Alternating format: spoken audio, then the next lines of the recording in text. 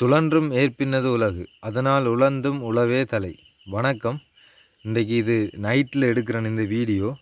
என்னென்னு சொன்னால், இந்த கத்தரியில் ஒரு ஓட்டை இருக்குது பாருங்கள். கத்தரி காயை பாருங்கள், ஓட்டை போட்டு வச்சுருக்கு. எவ்வளோ வாழத்துக்குன்னு பாருங்கள். கத்திரிக்காயில் ஓட்டை போட்டு வச்சுருக்கு. சரியா?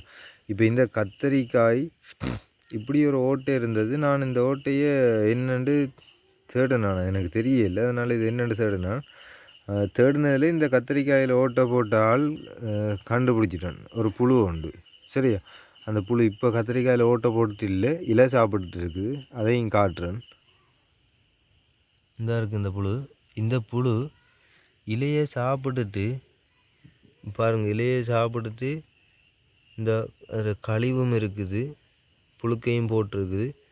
இலையை சாப்பிடுத்து இப்போ ரெஸ்ட் எடுக்குது. எப்படி சாப்பிட்ருக்குன்னு பாருங்கள். இது இந்த எதிர்பார்க்காத நேரத்தில் நைட்டில் தான் இவர் வெளியே வெளியே வந்து சாப்பிட்டு இந்த இலையை ஃபுல்லாக முழுக்க நிறைய சாப்பிட்டு முடிச்சிடும். இப்படி இலைகளை சாப்பிட்டு முடிச்சேன்னு சொன்னால் இந்த இதில் இன்னொரு புழுவும் இருக்குது. இந்த ஆள் இருக்கிறது பாருங்க. இது என்னென்னு சொன்னால், இதுகளோட இயல்பு என்னென்னு சொன்னால், வேகமாக சாப்பிட்டு வேகமாக வளரும்.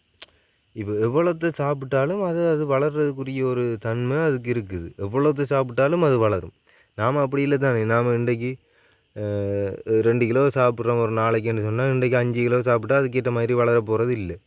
ஆனால் இந்த புழுக்களை பொறுத்தவரையில் அது எவ்வளவு சாப்பிடுதோ அதுக்கேற்ற மாதிரி வளரக்கூடிய மாதிரி ஒரு தன்மை இருக்குது.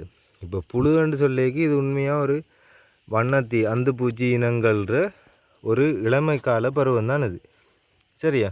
அதில் குடம்பி பருவம், அதில் புழு, பிறகு கூட்டுப்புழு, பிறகு அது அந்துப்பூச்சியாக வரும். ரைட். இதை காட்டுறதுக்காக தான் எடுத்து நான் இது இந்த கத்தரி தோட்டத்தில் வந்திருக்கிற புழு. இந்த நல்ல வடிவான கத்தரிக்காய் இருக்குது, நல்லா காய்ச்சிருக்கு, நல்ல பெரிய காய் வந்திருக்குது. ரைட். இது பிறகு ஒரு நாள் பகல்லையும் இது சம்மந்தமாக ஒரு வீடியோ ஒன்று எடுப்போம். இப்போதைக்கு நன்றி, வணக்கம்.